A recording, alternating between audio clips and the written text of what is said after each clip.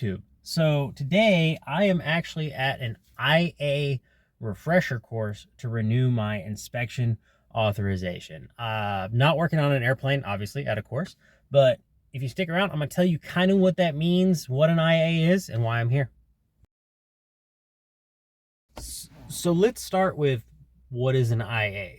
So when you become an aircraft mechanic and you get licensed or certificated as an airframe and power plant A&P, after 3 years in general aviation, you can take an additional test called a written test for your inspection authorization. A lot of people study for it. Most people fail. I went to a place called Baker School, and I'm not endorsing them or like saying go there, but if you ever want to get an inspection authorization, they did make it really, really easy compared to trying to do it on my own. So I'm glad I went there for it, but at any rate, that's outside of the point.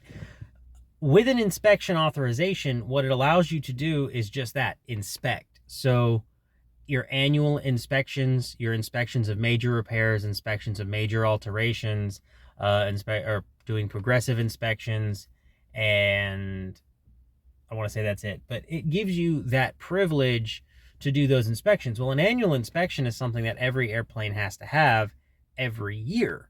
So I make $1,000, $1,200, $1,400, depending on if it's, complex, retractable, fixed gear, so on and so forth, right?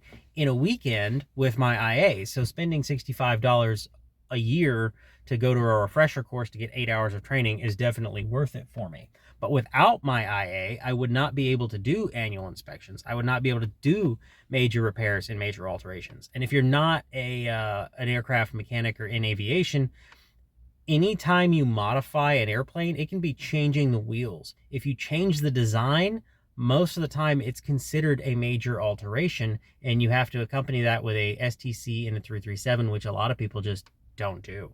Or, well, they do it, but they don't want to spend all that money. So airplanes don't really get modified like cars do. But that's something that I'm authorized to do. So if somebody says, hey man, I want LED lights in my airplane, I could say, okay, I can find an STC and put them in. And I'm authorized to do that with my IA. And technically, an A&P could put them in and do all the work. I'm authorized to inspect it when it's finished, should be the distinction I should make. But in order to keep this current, you have to meet recurrency requirements. So some of those requirements are 4 annuals a year, 1 in each quarter, 8 major repairs and alterations in a year. So that's actually 2 years. You have to do this every year for 2021, and 2022 would be the renewal period for 2023, right? So you have to do it for both of those years. Or you have to do 1 progressive inspection or go to 8 hours of retraining each year. So most your IAs, even if you meet the requirements, will still go to 8 hours of retraining, just because it's a little bit easier to take a training certificate to the FAA and say, this is the training I did. If you choose to go with annuals, or if you choose to go with progressive inspections, which I have done in the past, you have to bring almost like a logbook of the airplanes you did the annual inspections on, the dates you did those inspections, and how many hours are on the aircraft, and some other thing like that, which is not a pain, but it's a lot tougher than just, here's my 2 certificates for 8 hours of retraining in each year.